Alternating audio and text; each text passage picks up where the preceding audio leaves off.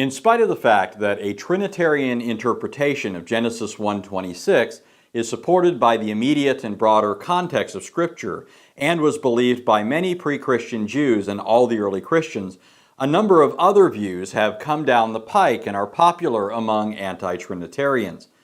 Most of these views have gone the way of all the earth, but two are still with us and deserve a proper burial.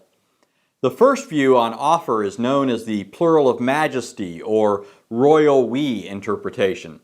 On this view, when God said, "Let us make man in our image according to our likeness," he wasn't referring to his word and spirit, as one could surmise from the context, but to himself, much like the Queen of England, who famously quipped, "We are not amused." But there are several problems with this interpretation. First, although this view is wildly popular, it's altogether rejected by Hebrew scholars as a viable explanation. While one could loosely use the phrase plural of majesty as a way of referring to the Bible's use of nouns like Elohim for God, which is technically plural in form but ordinarily functions as a singular, this isn't true when it comes to verbs and pronouns or certain participles in Hebrew, such as one finds in the underlying Hebrew text of Genesis 1:26 or companion texts like 3:22 and 11:7, where God likewise speaks in the plural. As the Encyclopedia of Hebrew Language and Linguistics states, the pluralis majestatis appears most frequently in nouns, but may also be used with some nominalized adjectives and some participles. There are no undisputed examples of a pronoun or a verb displaying the pluralis majestatis. "Let us make man in our image" has occasionally been explained as a pluralis majestatis, but comparative Semitic and contextual factors favor other explanations. As well, Gerhard Hazel, a professor of Old Testament at Andrews University, has also rightly pointed out there are no certain examples of plurals of majesty with either verbs or pronouns. The verb used in Genesis 1:26, asa, is never used with a plural of majesty. There is no linguistic or grammatical basis upon which the us can be considered a plural of majesty. Likewise, Klaus Westermann, who was a professor at the University of Heidelberg, said, "The plural of majesty does not occur in Hebrew, so this older explanation has been completely abandoned today." Other standard reference works of Hebrew grammar and scholars of the Hebrew language could easily be quoted, such as H.F.W. Gesenius and Emil Roediger. To a man, all reject the notion that the plural of majesty was a convention of speech or feature of the Hebrew language at the time Moses wrote the Torah. Second, even if, contrary to fact, the plural of majesty were a bona fide convention of speech in Hebrew, it still wouldn't fit the full range of occasions when God speaks this way. For example, Genesis 3:22 says, "Behold, the man has become like one of us." If this were a true plural of majesty, it would simply say, "like us," not "like one of us." This phrase is discordant with a plural of majesty and stubbornly requires that we view it as a reference to more than one person. Similarly, a plural of majesty interpretation does not do justice to the obviously intended contrast found in Genesis 11:7.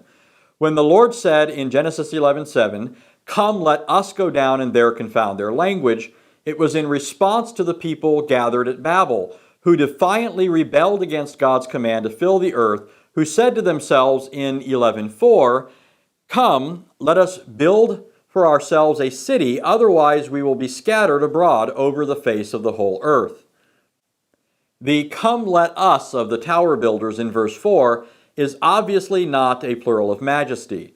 By the same token, when this is met with the Lord saying, "Come, let us" in verse 7, it's also not a plural of majesty. A final problem that deserves to be mentioned is one briefly stated by Taylor Lewis, a classical and biblical scholar. After mentioning several interpretations that people have come up with, Lewis first makes the same point as other scholars previously mentioned. Of all these views, the pluralis majestaticus has the least support. It is foreign to the usus loquendi of the earliest language. And then he goes on to make the following terse but significant comment, which exposes a problem that often goes undetected. He says, "And it is degrading instead of honoring to deity." Lewis doesn't spell out what he means here. However, it's not hard to see why this would be the case.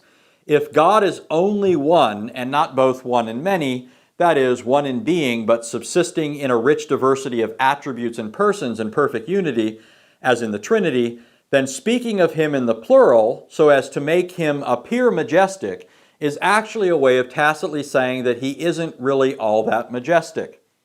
The underlying assumption of the plural of majesty is that words which betoken fullness, plenitude, or plurality bespeak majesty. And if such verbal concepts do not really correspond to what is true about God, then God is not majestic. The plural of majesty, then, for all the aforementioned reasons, must be adjudged a royal failure. A second interpretation that enjoys widespread popularity among anti-Trinitarians is that God was speaking to the angels, seeking their help and counsel in the work of creation. If nothing else, this view doesn't try to write off the plurals of Genesis by means of a figure of speech, which is unattested in biblical Hebrew, and recognizes that the language demands a plurality of personal subjects. However, those subjects most certainly cannot be angels or any other creature. The whole thrust of Genesis 1 is that the world and man are the creation of God, not multiple gods or angels as in various creation myths of the ancient Near East. While angels, after their creation, were spectators and joyful celebrants of certain aspects of God's created work, as we're told in Job 38:7, Scripture always ascribes creation to God, never to extra-deical beings like angels, that is, beings outside of the Godhead. Whenever Scripture speaks of man's creation, God is always the subject or agent. For example, 3 times in Genesis 1:27, the verse immediately following 1:26, it says, God created man, he created him, he created them. Genesis 5:1 speaks of the day when God created man. 5:2, he created them, male and female, and he blessed them and named them man in the day when they were created. 6:6, he made man on the earth. 6:7, I will blot out man whom I have created. 9:6, he made man. Deuteronomy 4:32, you created man on the earth. Psalm 89:47, you have created all the sons of men. All such expressions simply and consistently state that God, never angels or other beings, made man. In addition to the fact that Scripture uniformly assigns creation to God, it also categorically states that God alone is creator. He alone has the power and prerogative to create, and no one else helped him in the work or served as his counselor, as we're told in places like Isaiah 40 and Job 38 through 41. The upshot of these passages is especially captured in Isaiah 44:24. I, the Lord, am the maker of all things, stretching out the heavens by myself and spreading out the earth all alone. Accordingly, any view that ascribes creation to the angels or any other non-divine person who is external to the Godhead is a denial of biblical monotheism and obliterates the creator-creature distinction. And so, oddly enough, a view that is intended to displace a Trinitarian interpretation, which anti-Trinitarians routinely misrepresent as polytheistic, is itself, in principle, a capitulation to the very polytheism it pretends to oppose, because it entails a plurality of entities outside of God who were co-creators with him. Another problem with the angelic interpretation is that Scripture repeatedly says that man was made in the image and likeness of God. Genesis 5:1, 5:3, 9:6. But by contrast, Scripture never says, nor provides any grounds for inferring, that angels also bear the image of God, such that they could, together with God, create man in their image. Indeed, while Scripture gives evidence that angels are rational and powerful creatures and that man has for a time been made lower than the angels, because man bears the image of God and as such is the apex of creation, he was destined to be exalted above the angels and crowned with glory and honor, as it says in Psalm 8. For these reasons, the angelic interpretation also must be rejected. There are other explanations people have come up with for the plurals in Genesis 1:26, 3:22, and 11:7, but none have been as persuasive, widespread, or long-lasting as these two.